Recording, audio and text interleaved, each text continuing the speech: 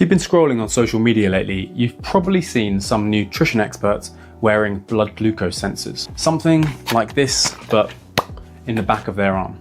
Now hey, I was one of them. I've been there, I've done that. But if they're saying that a banana has given them a blood glucose spike and that sugar is evil, then you should unfollow them. Here's the truth. If you're a runner and you eat something high in sugar, like a big handful of raisins, then your blood glucose will spike. But that's if you're at rest. If you consume those high sugar foods while you're running, you won't see that spike. And hey, I don't know about you, I don't see many runners sitting working at their desks, fueling for their next meeting by sipping on gels. So let me explain what you really need to know about sugar and your blood glucose spikes as a runner. Hi, I'm James Hudson, a sport nutritionist and the guy who helps runners fuel smarter without becoming slaves to macros, biohacks or fear mongering. And in today's video, we're breaking down what glucose does in your body as a non-diabetic runner, whether spikes are the enemy, how to fuel for performance, and what you actually need to look out for. Let's cut through the noise and get into it. So glucose is your body's fuel source when your heart rate starts to pick up from rest. So when you eat carbohydrates, whether it's oats, pasta, bread, potatoes, your body breaks down those starches into glucose. And if you're not exercising, then it will try and store some of that glucose. But it can't store glucose. Why? Because it's water soluble.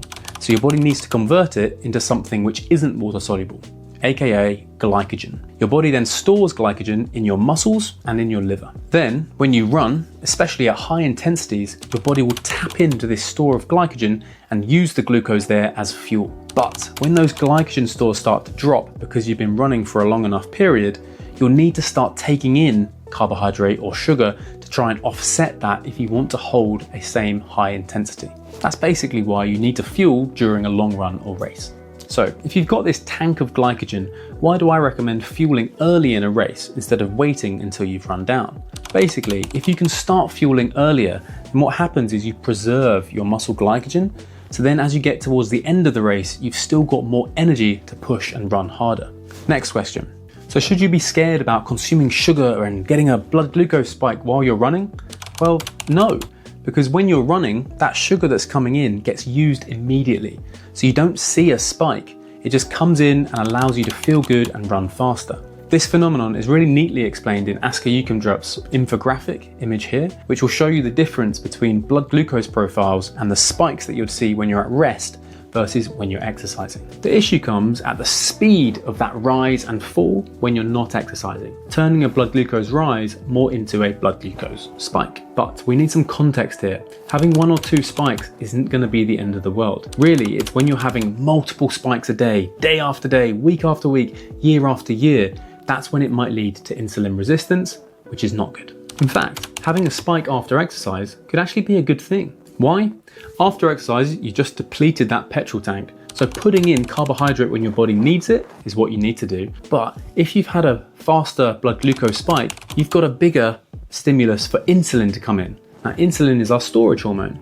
So if you've got a bigger spike of insulin when your tank is low, you've got a bigger drive to store that carbohydrate that you've just eaten. So it makes it a slightly more efficient refuel. Whether you need to do this and actually have more higher glycemic index or higher sugar foods after exercise really comes down to when you're next training and whether you need to be aggressive with this refuel. So for example, if you're training in the morning and then you've also got some training in the afternoon or the evening, it would make sense to try and be aggressive and have this higher glycemic index spike after your session to make the most out of that refuel. Or if you're training in the evening and then training again in the following morning, having something sugary after that session will help you get that carbohydrate back in, then have your normal meal, and then probably have a little bit of breakfast if you can before that session. So outside of fueling during, where you want some higher sugar foods, or possibly immediately after, it is worth having some slower digesting carbohydrate.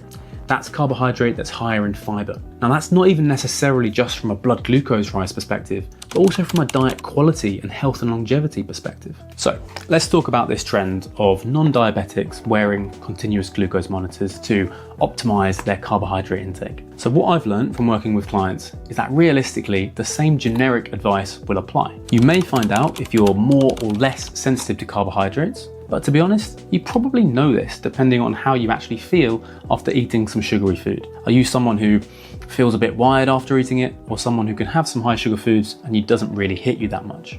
If you are someone who feels a bit after eating that much sugary food, then it might be more prudent for you to try and mellow that rise by making sure that the carbohydrates that you're having are more mixed in macronutrient. So the snacks that you have pair carbohydrate with protein and fat. But my real issue with these was that there was just information overload. There's so much information on there that actually it kind of promotes orthorexia, which is when you're trying to eat perfectly with your diet and you end up overthinking everything and adding more anxiety to your way of eating. So, smart carb choices for performance. So, what should you eat? Well, the best carb sources during a run or a race are going to be the really easy to digest, high sugar foods. So they're things like sports drinks, gels, but also sometimes I use some whole food, like some bars, or even some dried snacks, dried fruit. These are fast digesting, which means they get into your system quickly to provide you with immediate energy. Carbs to fuel training though, this is where you want to have the slower releasing carbohydrate. You also probably are going to need to allow between 90 minutes to 2 hours to really digest all of this food, because higher fiber foods and foods that are higher in fat and protein will slow the digestion. Now obviously we don't just eat macronutrients, we eat food. So pairing your high carbohydrate options like rice, potatoes, pasta with a meat or fish sauce, or having lots of beans in there so that you've got a high protein element, and also some fat rich foods so that you've got a more of a mixed macronutrient plate. They're going to be a good fueling option. Immediately before a race, I would personally go low fiber and choose not mixed macronutrient options, so just carbohydrate. This is where you would have some toast with some jam or something like honey, or Rice Krispies or Cocoa Pops. There are the high carb options that are going to be very low in fat and protein. Then after your race, keep it really simple. We're looking for carbs and protein. So my go-to here is going to be a big recovery smoothie, because you've got some high quality carbs coming in from the fruit, and you can also add yogurt, milk to get the protein up, or possibly a protein powder. Because that's a liquid, it also helps to rehydrate you. So here's another hard truth about blood glucose monitors. Most runners will be overthinking about spiking their blood glucose, and what that actually results in is underfueling and under-eating carbohydrate, which is going to have a bigger performance negative impact than having the odd blood glucose rise. Underfueling is going to lead to poor performance, slow recovery, increased injury risk, hormonal issues, particularly in women. You don't get stronger by running on empty. You get stronger by fueling and recovering well. So sugar isn't your enemy, underfueling is. So here's what I recommend if you're a non-diabetic runner. 1. Focus on quality carbohydrates in those fueling meals. Lots of whole foods and mixed macronutrient options. Then leave the sugar for fueling during your exercise, or possibly immediately after. Fuel early and consistently into your long runs. So that might be starting from 0 minutes or even 20 or 30 minutes. Stop obsessing about blood glucose spikes if you don't have a medically diagnosed condition. Train your gut to match your carbohydrate intake with your training intensity and duration.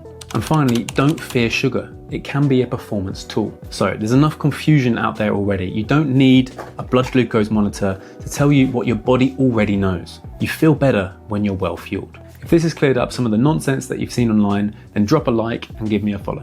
Also, feel free to reach out by DMing me on Instagram at nutrition.4.energy. Now, if you're curious about how to use sugar to fuel your running performance, then check out my latest video, What Sugar Really Does to Your Running, right here.